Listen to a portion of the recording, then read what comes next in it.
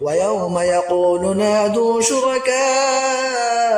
الذين زعمتم فدعوهم فلم يستجيبوا لهم وجعلنا بينهم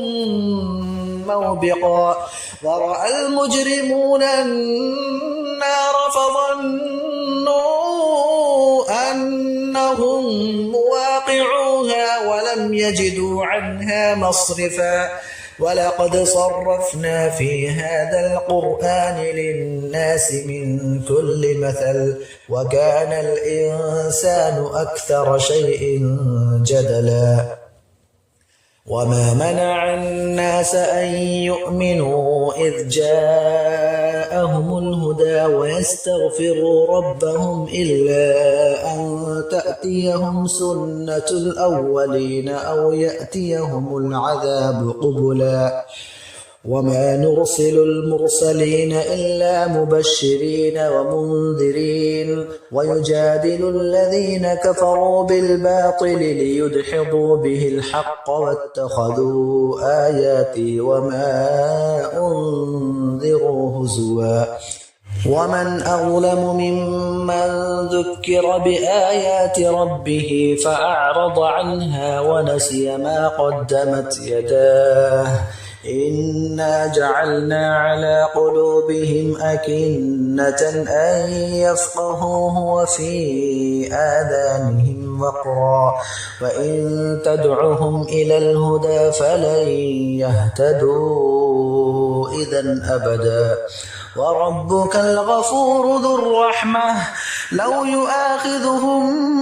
بما كسبوا لعجل لهم العذاب بل لهم موعد لن يجدوا من دونه موئلا وتلك القرى أهلكناهم لما ظلموا وجعلنا لمهلكهم موعدا وإذ قال موسى لفتاه لا أبرح حتى أبلغ مجمع البحرين أو أمضي حقبا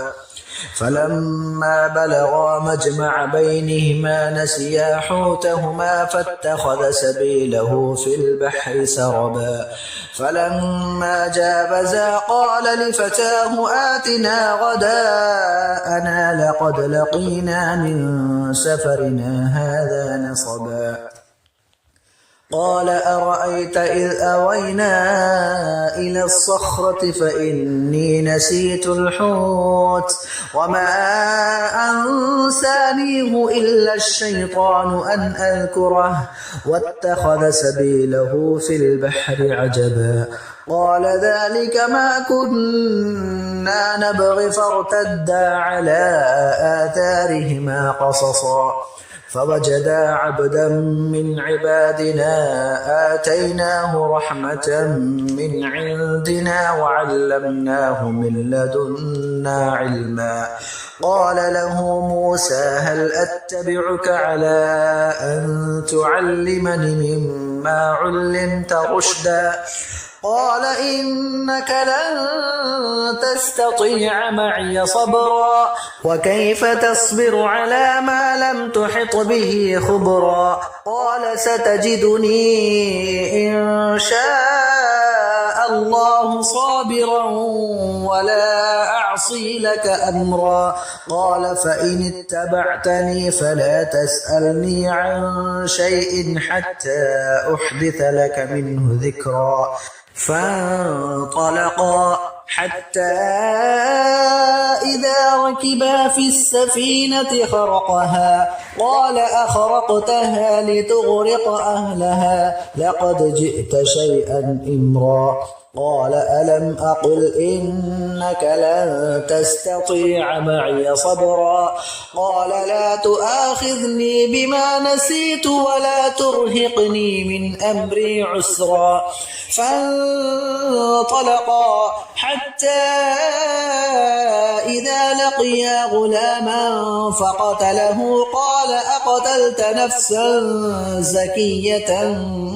بغير نفس لقد جئت شيئا نكرا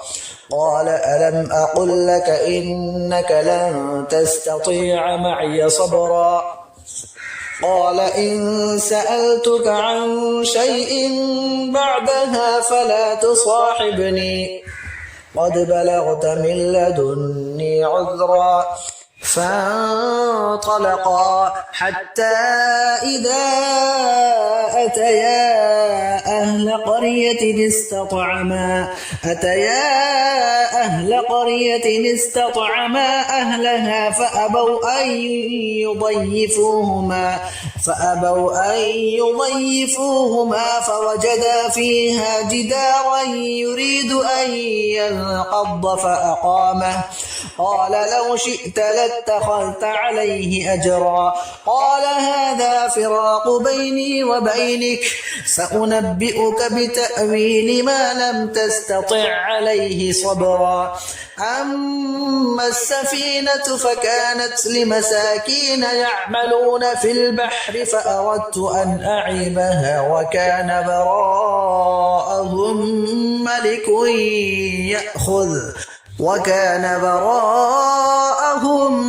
ملك يأخذ كل سفينة غصبا وأما الغلام فكان أبواه مؤمنين فخشينا أن يرهقهما طغيانا وكفرا فأردنا أن يبدلهما ربهما خيرا منه زكاة وأقرب رحما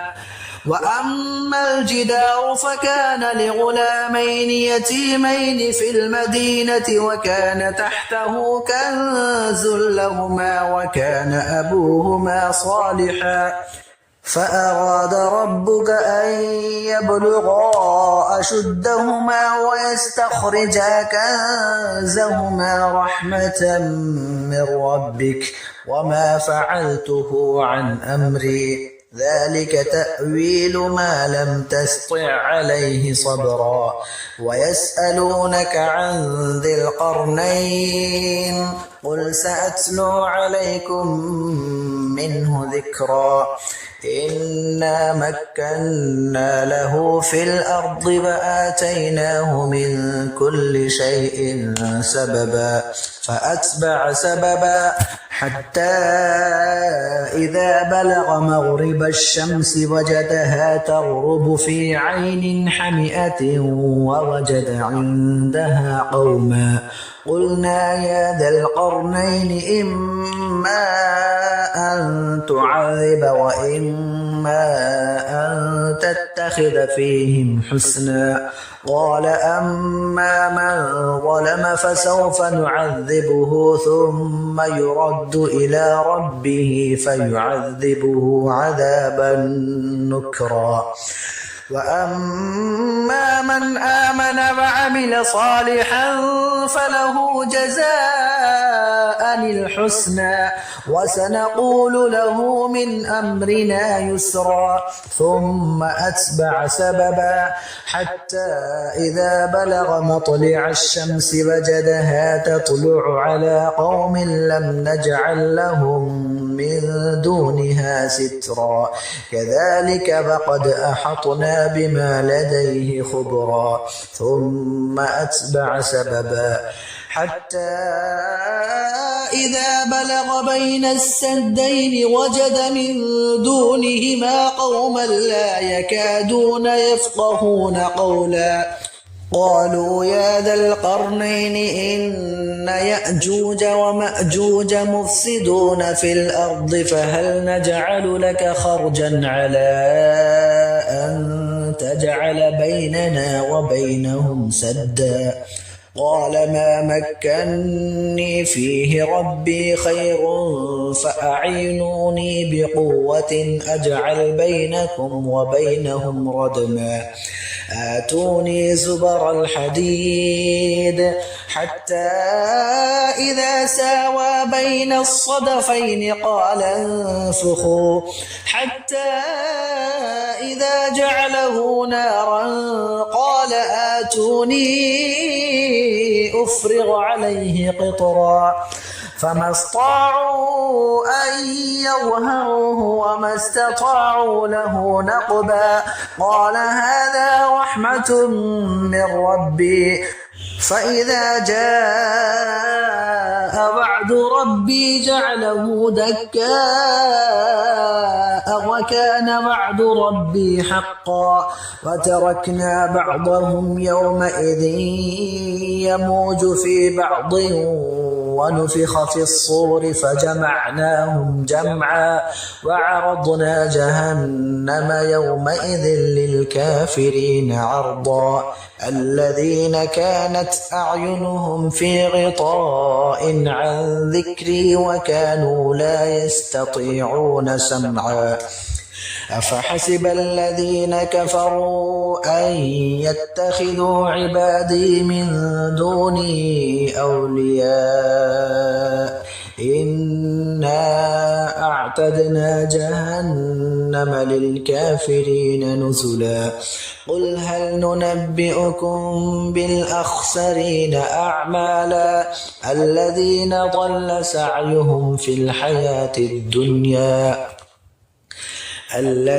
ضل سعيهم في الحياة الدنيا وهم يحسبون أنهم يحسنون صنعا